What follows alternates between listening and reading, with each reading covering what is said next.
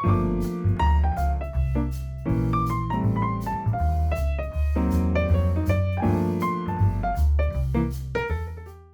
y a un mécano, il a un plan pour pouvoir gagner plus d'argent.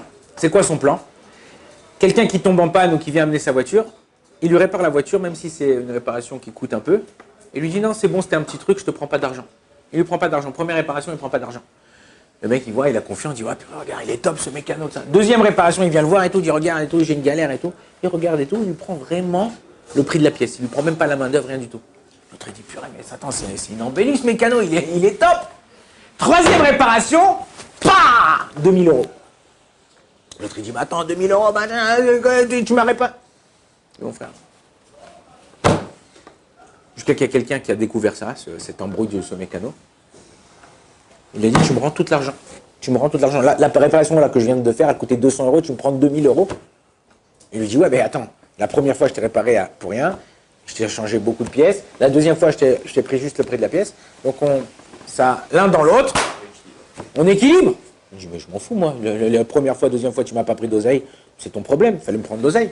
Moi, je t'ai jamais demandé, je t'ai pas demandé, vas-y, je te paye pas. Deux questions. Est-ce que le mécano, il a le droit de faire ça? Première, deuxième réparation, pour attirer les clients, il ne prend pas d'argent. Et après, il les déchire. Est-ce que le client, il a le droit de réclamer son argent? Ce qu'il lui a pris en plus, ça devait être 200, il a pris 10 fois plus. Ou ça devait être 500, il a pris 3 fois plus, ou 4 fois plus, ou 3 fois plus.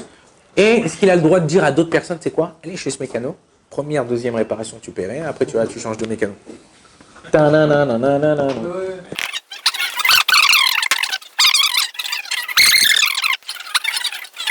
Il y a dans Siman Resh Kavzaïn, c'est la Lacha aussi, c'est la Gemara aussi, mais dans Siman Resh Kavzaïn, dans Choshen Mishpat, dîner Onaa. C'est quoi Onaa? J'ai pas le droit d'arnaquer quelqu'un. Ça veut dire quoi, j'ai pas le droit d'arnaquer quelqu'un? Si ce chapeau, il vaut 200 €, j'ai pas le droit de le vendre 1000 €.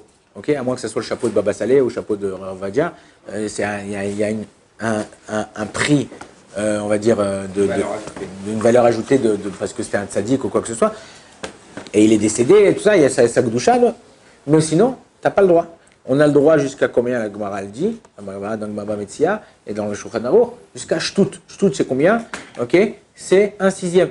Après, au-dessus d'un 6e, je peux pas. J'ai pas le droit. À moins que le type, il dit, regarde, ce téléphone-là, si tu vas dans le marché, il vaut 500 €. Ok? Moi, je te vends 1000 €. Et le type dit, ouais, j'ai besoin d'un téléphone, vas-y, prends 1000 €. Là, il le sait, tu lui as dit qu'il n'y a pas d'embrouille, il n'y a pas un vice caché, tu as le droit. Mais là, dans notre cas, il lui a fait un vice. Première fois, pas d'argent. Deuxième fois, très peu. Troisième fois, il a pris 3 ou 4 fois ou 10 fois le prix de la somme. Il n'a pas le droit. Il n'a pas le droit. Le chidouche qu'il y a dans cette halakha-là, que l'arnaque, elle va dans les deux sens. Si moi, je suis le vendeur, toi, tu es l'acheteur, même l'acheteur, il n'a pas le droit d'arnaquer le vendeur. S'il m'a arnaqué, par exemple, moi, je lui dis, voilà, il a pris une tablette. Ok, maintenant, j'ai des tablettes Samsung, j'ai des tablettes Apple, j'ai des tablettes tout ça. Et lui, il m'a dit, voilà, j'ai pris une tablette Virix. Ok, je lui dis, la Virix, c'est 200 €. Et en vérité, il avait pris une tablette Samsung. Enfin, là, c'est un peu du vol, mais il m'a embrouillé. Et donc, au lieu de lui faire à 500 €, je lui ai fait à 200 €. Là, il a un problème vis-à-vis de moi parce qu'il m'a arnaqué, ça s'appelle une arnaque. Il est obligé de me rembourser au niveau de la halakha. Mais la même chose de l'autre contraire. Donc, en vérité, quand le mécano, lui, il a pas pris d'argent au début, la première fois, la deuxième fois, même s'il s'est fait un peu arnaquer, lui, il était au courant qu'il se faisait arnaquer. Il savait. C'est lui qui a organisé le coup. Donc là, il n'y a pas de problème. Mais quand tu viens lui prendre, et après tu dis non, les premières fois, tu n'as pas pris d'argent, c'est ton problème. Maintenant, tu n'as pas le droit de lui prendre au-delà du prix du marché.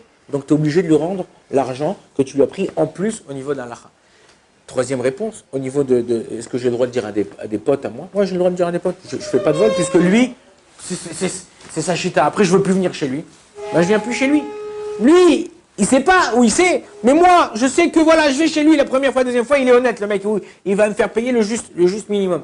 Ben, j'ai le droit de faire ça au niveau de la lacha.